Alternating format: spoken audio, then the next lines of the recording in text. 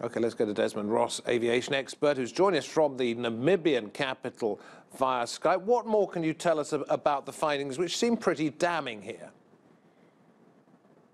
Good afternoon. Yes, I've read, as we all have, I suppose, the parts of the report that have been published so far, and what I find absolutely amazing, even, is that the aircraft was permitted to fly on the final flight on that unfortunate day, having been declared essentially unairworthy the day before by the crew that had handled the aircraft, and they had similar difficulties.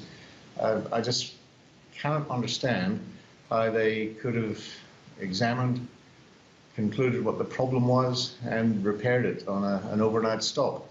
It was such a serious incident the day before, where the previous crew had almost lost control. I just don't understand how the airline could have permitted it to fly on that second day, on that final day.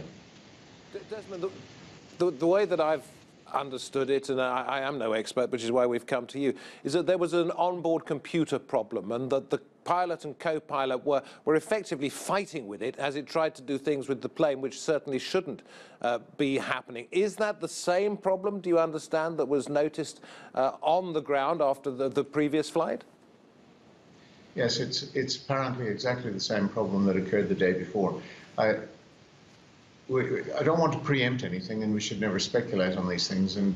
But when they finally do decode everything that's on the flight data recorder, and hopefully the cockpit voice recorder as well. Oh, it's all on. Everything's on here. Have you lost me? Desmond, we lost you for just a second. Please continue. Carry on. That's all right. We don't have the best internet here. Look, we shouldn't preempt perhaps the findings that will come out from the final reading of the flight data recorder and the cockpit voice recorder, and I believe one of those is still not recovered. I think what we're looking at the moment is a preliminary report. Now, all the evidence shows at this moment that the problem that has caused the crash is exactly the same problem that the pilots had experienced on the previous flight the day before. It's not unheard of in the history of modern aviation that the sensors on the outside of the aircraft, which detect the airflow and give you airspeed and pressures and so forth, which is then translated by the flight management system of the computers on board the aircraft. It's not unheard of that these will cause problems, that there could be an error. And it seems that in this case, from the information on the previous day, that the pilot and the co-pilot were receiving different indications.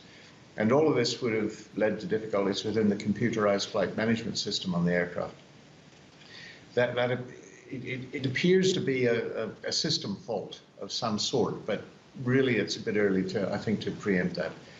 What concerns me greatly is, is the culture here, the safety culture.